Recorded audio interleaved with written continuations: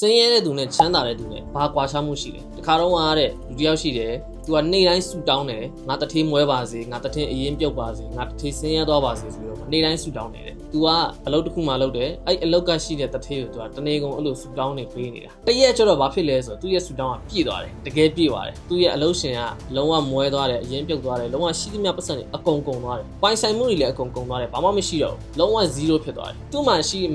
မဲ့ဟာလေးလည်းအကုန်ပြောင်းသွားတယ်ဘာမှမရှိတော့ဘူးသူရောအလုပ်ရှင်ရောနှစ်ယောက်လုံးလုံးဝမွဲသွားတယ်ဘာမှမရှိတော့နှစ်ယောက်လုံး0အဲ့လိုနဲ့သူတို့နှစ်ယောက်အချင်းချင်းစကားပြောကြတာပေါ့လေငါတို့ဘာလို့ကြမှာတော့လဲသူတထေးကပြောတယ်ငါတို့ပင်လယ်မှာသွားပြီးတော့မှငါတော့မြမယ်တဲ့နှစ်ယောက်လုံးကမိသားစုရှိတယ်နှစ်ယောက်လုံးတူတူသွားတယ်နှစ်ယောက်လုံးလုံးဝ0ခုတန်းတူဖြစ်သွားပြီသူတို့နှစ်ယောက်လုံးကတန်းတူပဲဘယ်သူမှပုံများတယ်ဆိုတာမရှိဘူးအဲ့နဲ့သူတို့ပင်လယ်မှာသွားတယ်သွားပြီးတော့မှသူတို့ငါးများတယ်ငါးများပြီးတော့မှရလာတဲ့ငါးတွေကိုဈေးထဲမှာသွားပြီးတော့ရောင်းတယ်သူတို့ပတ်စံရတယ်အဲ့ဒါကိုသူတို့စားသုံးကြတယ်အဲ့ဒီတုန်းကသူတို့ပတ်စံဘယ်လောက်ရလဲဆိုတော့တရက်ကို200ရတယ်စင်းရဲတဲ့ကောင်လေးကဘာလုပ်လဲဆိုတော့သူ့ရဲ့ရသမျှပတ်စံတွေအကုန်လုံးကိုသူ့ရဲ့မိသားစုကိုကောင်းကောင်းကြွေးတယ်200ရတယ်200လုံးကိုအကုန်သုံးလိုက်တယ်ချမ်းသာတဲ့သူကကျတော့ဘာလုပ်လဲဆိုတော့သူကတရက်ကို90ပဲသုံးတယ်တရက်ကို90ပဲသုံးတယ်ကျန်တဲ့150ကိုသူစုထားတယ်90နဲ့ပဲလိုအပ်တာပဲသုံးတယ်မလိုအပ်တာဘာမှမသုံးလုံးဝလိုအပ်တဲ့ဟာမဖြစ်မနေလိုအပ်တဲ့ဟာကိုပဲသူအိမ်သုံးစရိတ်အနေနဲ့သုံးတယ်ကျန်တဲ့150ကိုသူစုထားတယ်အဲ့လိုနဲ့9ရက်လောက်ကြာသွားတဲ့အခါကျတော့ဟိုကောင်လေးက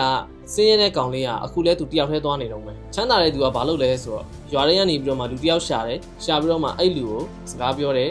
ကျွန်တော်နဲ့တူအလုပ်လုပ်မလားကျွန်တော်နေ့ရွက်ပေးမယ်ရလာတဲ့ငါးတွေကိုကျွန်တော်ပေးအဲ့လိုမျိုးသူတို့စကားပြောတယ်ပြောပြီးတော့မှသူလူတယောက်ကိုအလုပ်ခန့်လိုက်တယ်ခန့်ပြီးတော့မှသူတို့2ယောက်ထူငါးသွားများတယ်များပြီးတော့မှညနေကျတော့ရတဲ့ငါးတွေအကုန်လုံးသူယူတယ်အစတုန်းကသူတရက်ကို200ရှာတယ်အခုသူ400ရှာတယ်400ထဲမှာ100ဒီဟိုကောင်လေးကိုနေ့ရွက်ပေးရတယ်သူနဲ့တူငါးများပေးတဲ့ကောင်လေးတဝက်ပေးရတယ်100ပေးရတယ်နေ့ရွက်ပြီးရင်သူစားသုံးစိတ်50တုံးတယ်ခါတိုင်းနေ့တွေထက်သူပို့ပြီးတော့မှပတ်စံပို့ရှာနိုင်လာတယ်အဲ့လိုနဲ့နောက်တလားလောက်ကြာတဲ့အခါကျတော့ချမ်းသာတဲ့သူစီမှာ team ရှိသွားပြီသူ့မှာလူတွေအများကြီးရှိပြောချင်တာလူ10ယောက်15ယောက်အဲ့လောက်တိရှိတယ်သူ့အတွက်ငါးများပေးတဲ့သူတွေတချို့နေ့တွေမှာငါမများပေးနိုင်ဘူးငါနဲတဲ့နေ့တွေဆိုရင်သူ့မှာစုထားတဲ့ပတ်စံရှိတာကြောင့်လို့သူနေ့ရွက်ပေးနိုင်အဲ့ဒီအတွက်ကြောင့်သူစုထားတာအဲ့လိုနဲ့သူပတ်စံရှာနေတဲ့နှုံးကပိုများလာပြီစင်းရဲတဲ့ကောင်လေးကသူ့ကိုကြည့်တာပေါ့လေ